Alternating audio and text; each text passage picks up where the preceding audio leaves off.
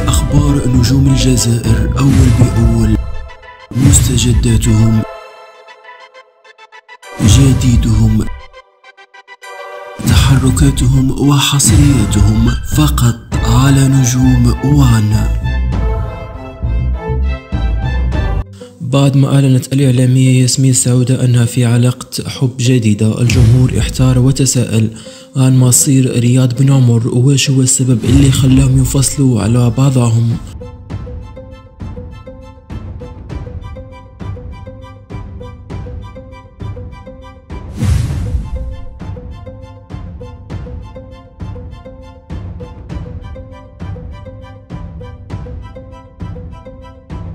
جميع أخبار نجوم الجزائر أول بأول، مستجداتهم،